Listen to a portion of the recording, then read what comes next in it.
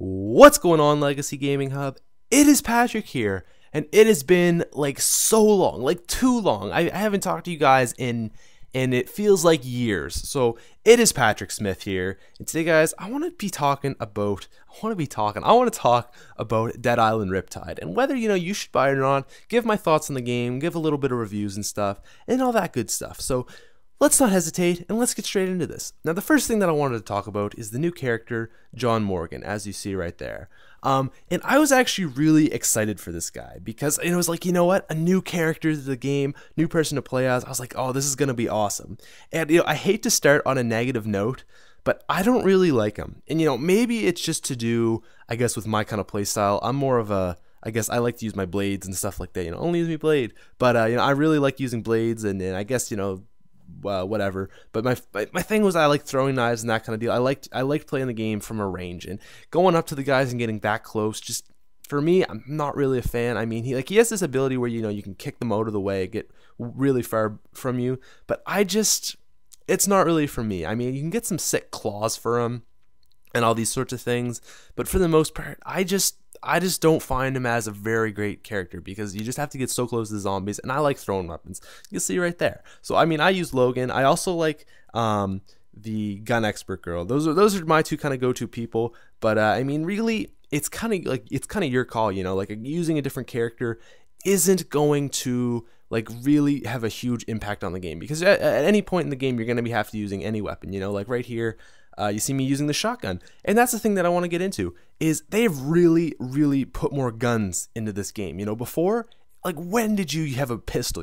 It's like if you had like 6 rounds, it was like, oh my god, this is the best thing ever. And now it's like in the prologue, you're given a shotgun, a rifle, and a pistol, and it's like, oh my god, I'm just absolutely murking these zombies, and it's just so fun. And you have pretty shortly into it, you get a nail gun as well, and it's just like, they've made the gun an actual actual thing that you can use, and not just have it as like this like once in a really seldom time to use against a really hard boss kind of deal, which is really awesome. Because before, like I said, it was just so very seldom that you got to use the gun, and now they've made it like, oh my god, all the time kind of deal. So that is pretty freaking awesome. I really like that they use that. And you see here I have a nail gun, and I don't know if they had the nail gun in the other game. I never used one, but nail gun's pretty badass, and I like that. And like I said, I was saying how I like the firearms character, and I like her more now because guns are an option on the table. I would say they're definitely an option on the table that you can go through the game as, and I really like that.